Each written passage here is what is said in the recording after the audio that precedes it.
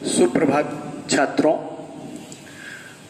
आज मैं विवेक तिवारी आपको सेंट लॉरेंस स्कूल में कक्षा 8 के अंतर्गत हिंदी व्याकरण का पहला पाठ भाषा और व्याकरण पढ़ाऊंगा। जैसा कि मैंने पूर्व में पीडीएफ के माध्यम से इस पाठ से संबंधित अभ्यास कार्य और लेखन कार्य आपको दिया था, तो आज मैं यहाँ पर आपको इसको समझा करके पढ़ाऊंगा। देखिए, जैसा कि पाठ के नाम से ही पता चलता है, भाषा और व्याकरण, यानी कि भाषा और व्याकरण परस्पर एक दूसरे से संबंधित हैं। यदि भाषा न हो तो उसका व्याकरण क्या होगा? तो आइए हम जानते हैं कि भाषा क्या है और इसका व्याकरण से किस प्रकार संबंध है। देखिए बच्चों, भाषा शब्द जो है वो भाष धातु से बना है। भाष का अर्थ होता है कहना। तो भाषा वह माध्यम है जिसके द्वारा हम अपने विचारों का आदान प्रदान करते हैं। कोई भी अन्य व्यक्ति, कोई भी समाज, कोई भी अन्य संस्था जिसको हम अपने विचारों से अवगत कराना चाहते हैं, तो वह विचारों का आदान प्रदान का माध्यम भाषा ही है। और भाषा के 3 प्रमुख रूप हैं। पहला रूप इसका मौखिक रूप है।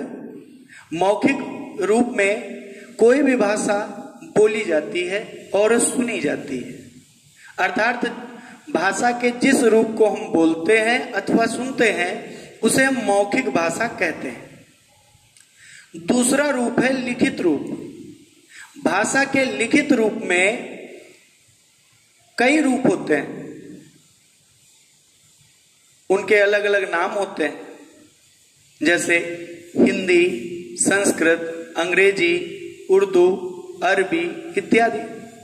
तो लिखित रूप भाषा का वह रूप है जिन्हें हम लिखते हैं और पढ़ते हैं। तीसरा रूप भाषा का सांकेतिक रूप है। यह भाषा का वह रूप है जिसको हम संकेतों के द्वारा देख करके समझते हैं। कई बार इशारे से, संकेत से या किसी प्रकार की ध्वनि से इस भाषा को प्रकट किया जाता है। जैसे हम पाते हैं कि पशु पक्षियों की कुछ आवाजें ऐसी होती हैं जो हमें उनके विशेष भावनाओं को बता देती। उदाहरण के तौर पर, अगर हम कोई पालतू पशु पालते हैं जैसे कुत्ता, तो वह एक विशेष ध्वनि उत्पन्न करता है जब कोई घर का व्यक्ति या उसका परिचित व्यक्ति आता है, और जब कोई अनजान या अपरिचित व्यक्ति उसके सामने आता है तो वह अपनी ध्वनि बदल देता है। तो ये 3 रूप हैं भाषा के, लिखित, मौखिक और सांकेतिक। इसके बाद लिखित भाषा को लिखने के लिए हमें कुछ चिन्हों की आवश्यकता होती है। ये चिन्ह लिपिबद्ध होते हैं, ये चिन्ह क्रमबद्ध होते हैं, सुव्यवस्थित होते हैं, सुसंगठित होते हैं। इनका क्रम निर्धारित होता है और इनकी एक विशेष पहचान होती है। तो जो ये ध्वनि के चिन्ह हैं जिनको हम लिखते हैं, पढ़ते हैं, देखते हैं, इन चिन्हों का उचित संयोजन ही लिपि कहलाता है।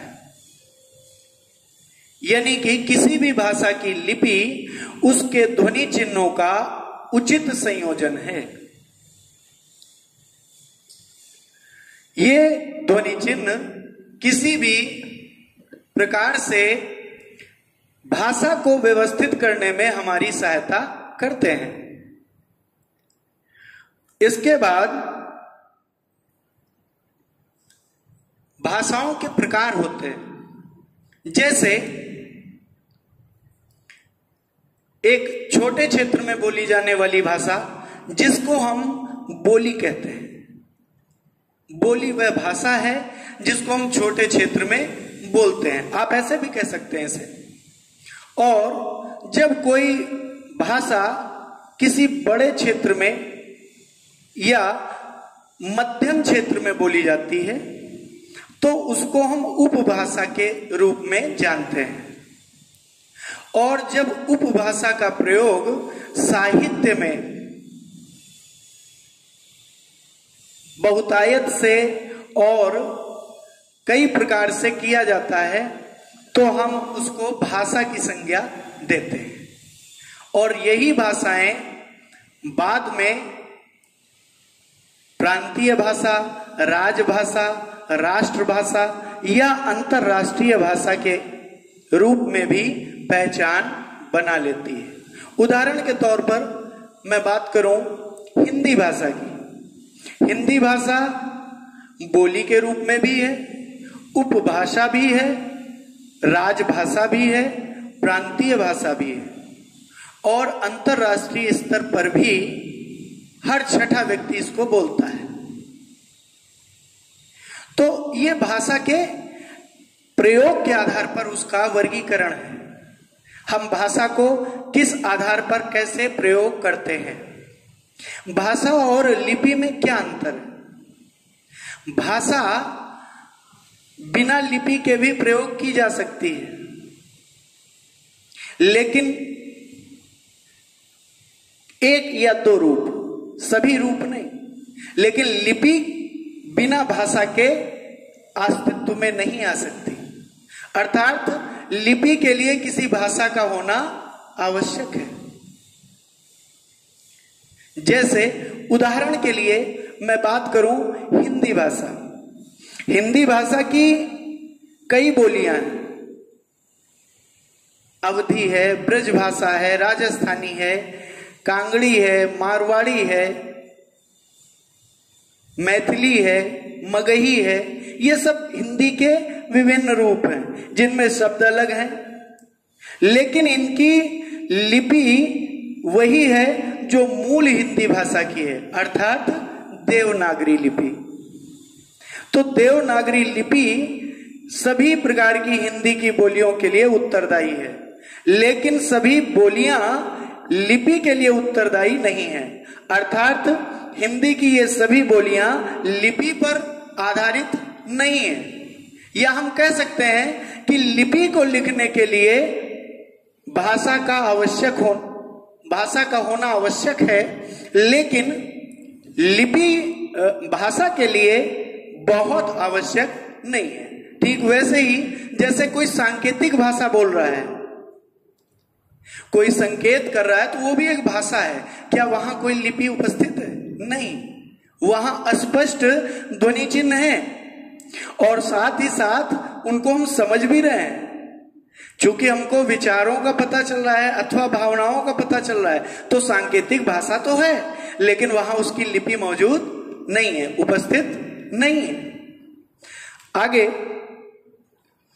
भाषा को सुसंगठित रूप से अध्ययन करने के लिए या किसी भाषा का समुचित ज्ञान प्राप्त करने के लिए जिस शास्त्र का अध्ययन किया जाता है उसे हम व्याकरण कहते हैं। व्याकरण अर्थात किसी भाषा के मूलभूत रचनात्मक और प्रयोगात्मक नियमों का उल्लेख, वर्णन और अध्ययन। इस व्याकरण के अंतर्गत हम कई प्रकार से भाषा का अध्ययन करते हैं और क्रमिक रूप से करते हैं। जैसे वर्ण विचार, शब्द विचार, वाक्य विचार। वर्ण विचार के अंतर्गत हम भाषा के छोटे छोटे टुकड़ों जैसे ध्वनियों और उनमें उपस्थित व्यंजन या स्वरों का अध्ययन करते हैं और करवाते हैं। और शब्द विचार के अंतर्गत हम शब्दों की रचना, उनके अर्थ, उनके प्रयोग, उनकी उत्पत्ति, उनके इतिहास के बारे में जानते हैं, समझते हैं, पढ़ते हैं और अध्ययन करते हैं। वाक्य विचार के अंतर्गत हम शब्दों के सही प्रयोग और अर्थ सहित क्रमबद्ध रचना का ज्ञान प्राप्त करते हैं।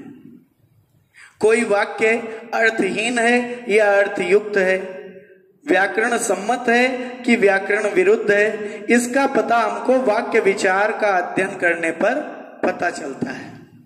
इस प्रकार से हम भाषा और व्याकरण को परस्पर एक दूसरे से जुड़ा हुआ पाते हैं, क्योंकि वर्ण भी किसी भाषा के होंगे और उन्हीं वर्णों से ही कोई शब्द बनेगा और उन शब्दों से मिलकर के ही किसी वाक्य की उत्पत्ति होगी और वाक्य के द्वारा ही कोई वक्तव्य, कोई दृष्टांत, कोई कथा, कोई उदाहरण प्रस्तुत किया जा सकता है। तो इस प्रकार भाषा और व्याकरण परस्पर एक दूसरे पर आश्रित हैं। और बल्कि मैं ये कहूं कि व्याकरण किसी भाषा के लिए परम आवश्यक है और भाषा किसी व्याकरण का उपयोग करने के लिए परम आवश्यक है। तो ये दोनों चीजें एक दूसरे पर अन्योन्याश्रित हैं, अर्थात परस्पर आश्रित हैं। इस प्रकार हम कह सकते हैं कि भाषा और व्याकरण का अध्ययन समन्वित रूप से अत्यंत लाभदायक है। आगे के पाठों में हम इसके विस्तृत रूप से अध्ययन के लिए तत्पर होंगे। आज का पाठ हमारा पूरा होता है। धन्यवाद।